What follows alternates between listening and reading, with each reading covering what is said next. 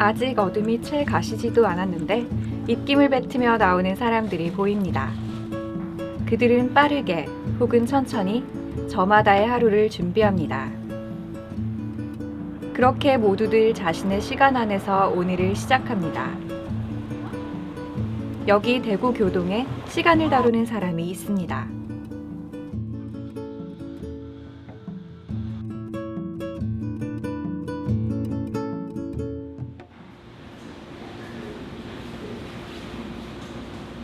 공인사는 4평밖에 되지 않는 좁은 공간입니다. 이곳을 거쳐 새 생명을 얻은 시계만 해도 무려 9만여 개. 한 분야에서 최고의 기술을 가진 사람에게만 칭하는 명장. 박준덕 명장은 시계 수리 분야인 영국 시계학회에 최고 학위를 가지고 있습니다. 매장에서 문페이스 지금 맞춰달라 하니까 자기들 못 맞춘다고 서비스 센터 보내야 된다 하는 거예요. 거기까지 어떻게 보내주셔가지고. 여기 어떻게 오시게 된 거예요? 몇 년 전부터 시계에 관심이 있으면서 그 대구에서 가장 유명하고 전국에서도 못 고치는 시계가 있으면 이쪽으로 보내서 한다는 소식을 듣고 저희도 찾아오게 됐습니다. 매장이나 이런 곳의 직원들보다 더 선생님이 더 신뢰가 가고 잘 봐주시기 때문에 저희가 항상 들려서 선생님한테 시계 상태도 확인하고 그렇게 하고 있어요. 정확한 시간을 알려주는 디지털 시계와 달리 이러한 기계식 시계는 5년마다 한 번씩 오버홀 작업을 해야 합니다. 오버홀은 시계에 생명을 불어넣는 작업이라고 볼 수 있는데 이 작업을 하지 않으면 시계는 멈추게 됩니다.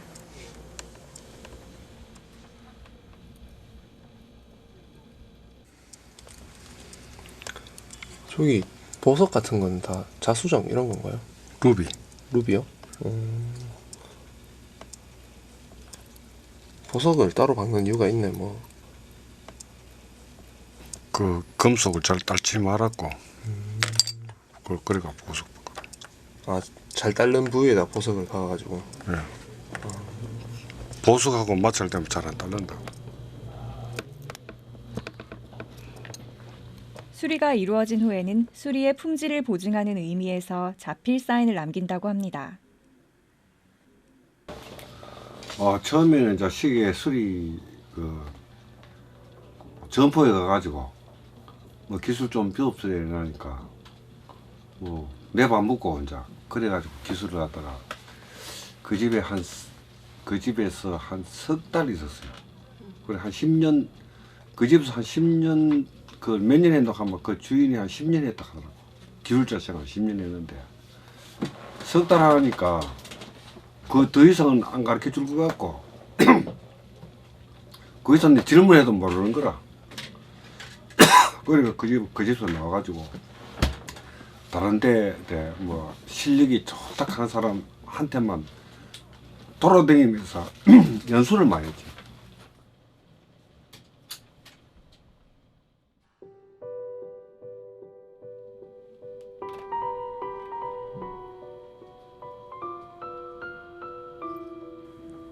명장이 처음 시계를 접했을 때는 초등학교를 갓 졸업한 후였습니다. 어린 나이에도 기술을 배우고 싶어 했던 그가 발견한 것이 바로 시계 수리점이었습니다. 그는 3달 동안 어깨너머로 기술을 배웠습니다. 이후 그는 더 나은 기술을 배우기 위해 포기하지 않았고 대구와 서울을 돌아다녔습니다. 더 배우겠다는 의지 하나로 20년이 흘렀습니다. 기술만 배우던 명장은 문득 이론 공부를 해야겠다고 생각해서 대구 시계제일학원에 등록합니다. 그 학원에서 처음으로 시계 수리로도 금메달을 딸 수 있다는 것을 알게 됩니다.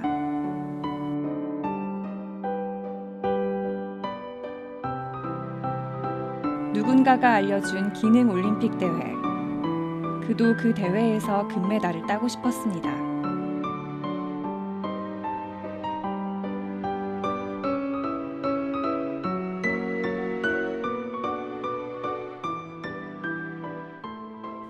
하지만 그는 이미 20살을 훌쩍 넘어버린 후였습니다.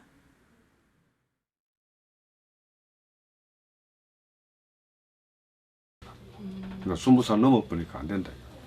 그러면 어떡할까 하니까 미국 이제 AWI에 그게 이제 뭐 그 회원으로 시계 기술 협회 그 회원으로 가입 한번 해보지 하더라고. 그 자격증을 아니고 회원증이다 고 남들이 이걸 가지고 전부 다 뭐 라이센스가 아니다. 나는 또 새로운 이제 그 자격증을 받아야 되겠다 하니 스위스로 편지를 했어요.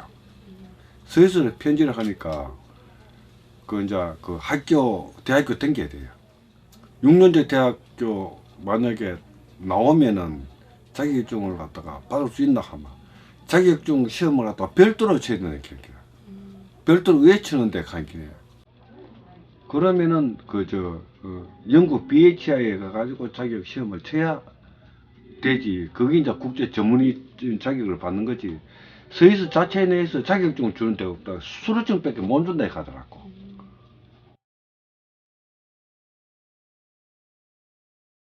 영국 시계학회인 BHI. 그는 BHI의 자격증을 따고 싶었지만 큰 어려움이 하나 있었습니다. 바로 영어. 초등학교만 졸업한 그에게 영어는 가장 큰 벽이었습니다. 그러던 어느 날이었습니다.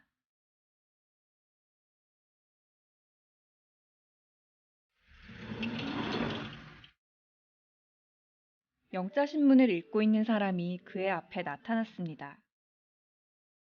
그 사람에게 번역을 부탁해보기로 했습니다.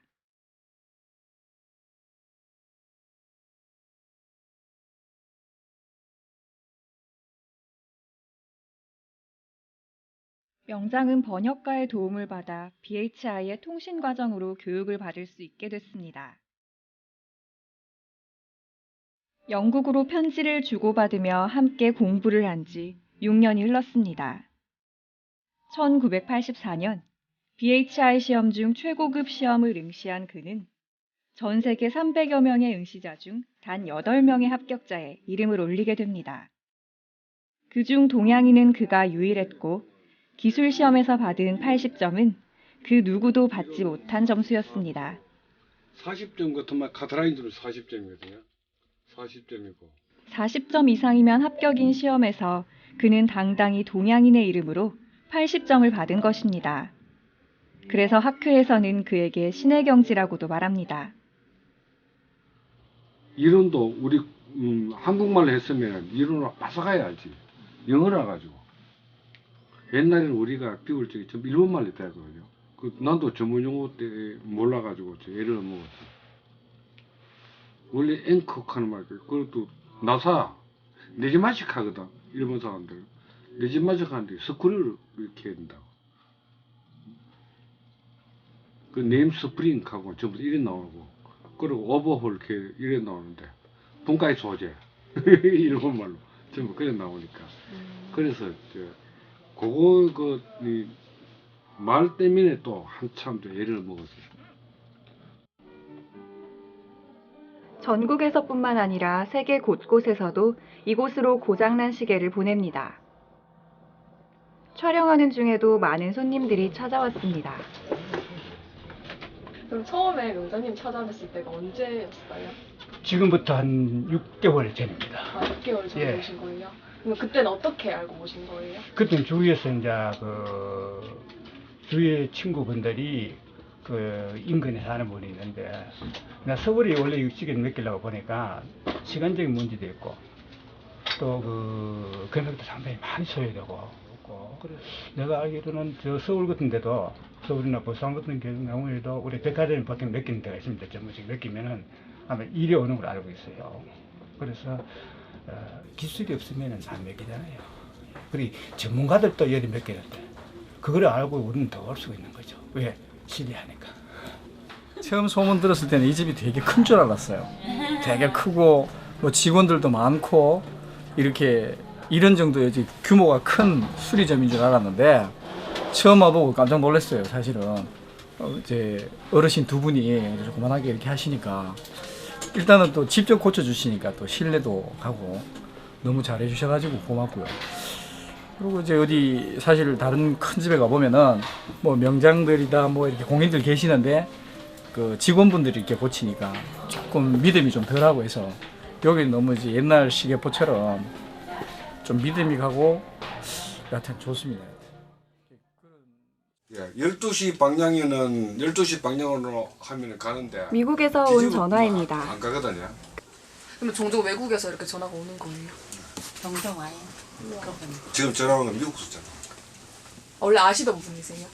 예. 이리 오시고 하나 참. 미국에서 택배를. 그리고 사진첩에서 사진 한 장을 보여줍니다. 이거는 외국 사람이 나한테 찾아와가지고 이 기념 촬영한 거. 이 혹시 이탈리아에서 이탈리아에서 몽골체가 나한테 와. 아, 그 기사에 난 그. 예. 근데 고치실 때 어떠셨어요? 딱 봤을 때? 그거 완전 못 쓰는 것 같아가지고 무조건 해달라고 막 하니. 거의 부품을 다 새 걸로 바꿨겠네요. 만들어요. 새로 다 만들었어요. 기계로 만들어. 없는 부품은 직접 제작하기도 합니다. 아주 정교한 작업이라 고도의 집중력이 필요합니다. 이 선반도 부품을 만들기 위해 직접 제작한 것입니다.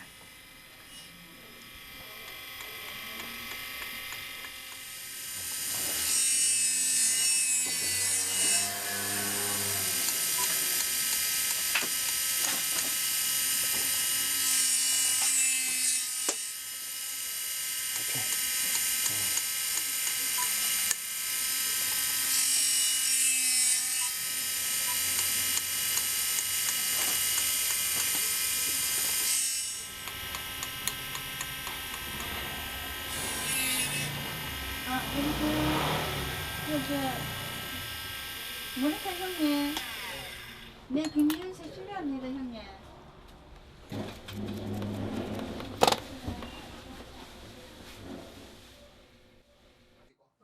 그래 뭐 이렇게 어떻게 하면 되겠어. 은혜를 많이 합니다. 반가운 손님이 찾아왔습니다. 명장의 제자입니다. 장태호 씨는 박준동 명장의 가르침을 통해 신천에서 시계 수리를 하며 형편이 좋지 않은 사람들을 가르치고 있습니다. 명장님한테 언제 이렇게 처음 뵈신 거예요? 제가 한 23살 때부터 거의 뭐 스승님한테 배웠죠. 대구에서 만나신 거예요? 대구에서.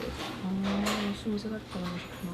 그럼 그때 무작정 찾아오신 거예요? 아니면 학원에서? 아닙니다. 학원에서도 그렇고 뭐 여러 절차를 많이 밟았죠. 아, 거의 뭐 실력도 또 유명하시다 하니까 그래서 뭐 제가 이제 뺏어갈 기술도 있을 것 같고 그래서 뭐 제가 뭐 사등사장회가 부탁을 좀 했었죠. 그리고 뭐 동올림픽 때 가가지고 또 메달도 따야 되고 그래 스승님한테 뭐 사등사장회가 그래 결국은 뭐 몇 년 만에 해가지고 그 메달 땄죠. 안녕히 가세요. 고맙습니다. 차가 되잖아. 여기 주차장이야. 네, 주차장이요. 빨리.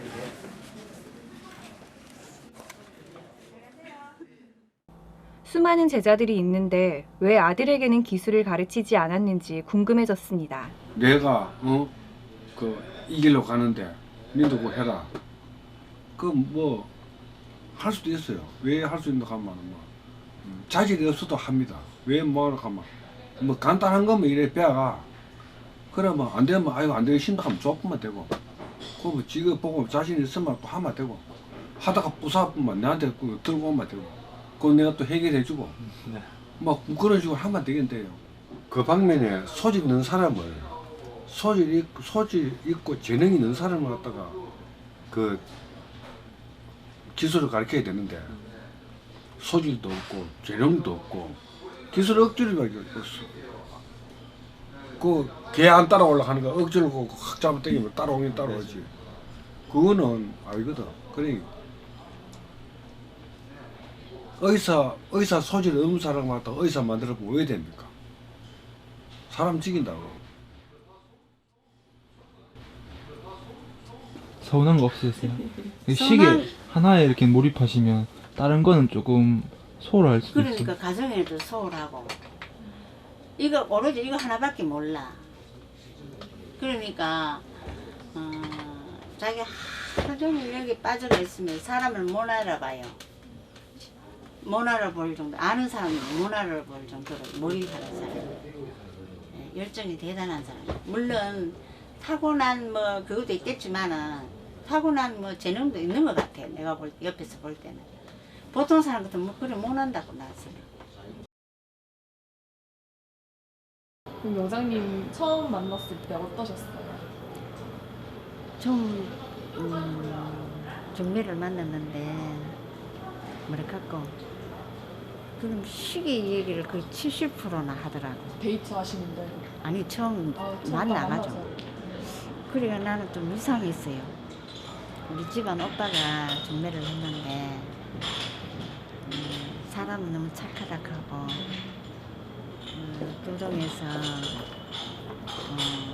그런 일을 한다 하면 사람이 전부 다 말갖고 장돌배기 걷고 그렇다 하는데 이 사람은 그런 사람 아니다 하면서 거기에 그 이제 호감을 갖고 이제 만났는데 만나고 보니까 시기 얘기만 70%를 하니까 내가 좀 이상하게 느꼈다고 정신이 약간 그런 사람이 아닌가 이래 싶었는데 그게 아니더라고.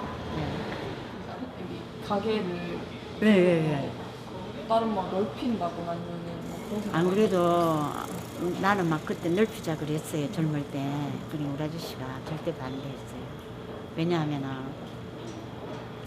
넓히면 넓힌 만큼 더 신경도 많이 써야 되고 그리고 기술로서만 자기는 승부할 사람이니까 기술만 잘 건치면은 인정받을 수 있다고 그렇게 했기 때문에 나는 또 이왕하는 거 크게 애가 돈 좀 많이 벌이자 했지.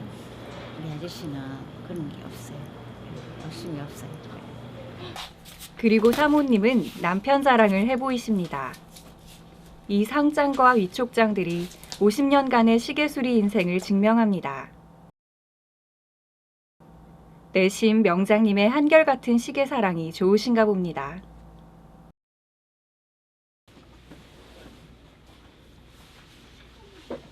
수리하는 데만 전념을 해야 그 옳은 기술이 되고 옳게 그 모든 이거 저 수리할 적에도 이거 맥힘이 없어요. 옳게 보이는데 뭐 장사하고 뭐 이리저리 뭐 하다 보면은 옳은 기술이 안 나오죠. 옳은 기술은 나올 수가 없어. 그렇기 때문에 아예 장사를 아예 안 하죠. 그렇게 매장 클 필요도 없어요.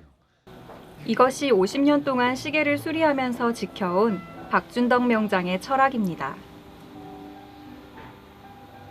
앞으로 이제 이 일을 언제까지 하실 뭐 이런 계획 같은 거 있어요? 뭐 죽을 때까지 해야 되지. 계속 하시는. 야, 살아 있을 동안 말이야.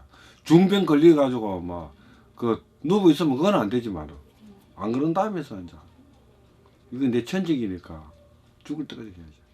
명장님이 없으시면 또 못 고친 또 시기가 나올 수가 있잖아요.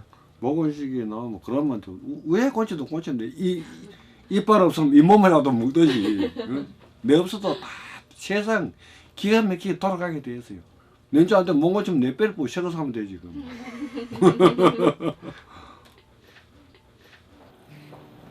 박준덕 씨가 시계에 새 생명을 불어넣는 명장이 되기까지는 오랜 시간이 걸렸습니다. 그 시간 동안 그는 포기하지 않았고 자신의 길을 꾸준히 달려왔습니다. 그리고 그는 지금도 더 많은 것을 배우고자 합니다.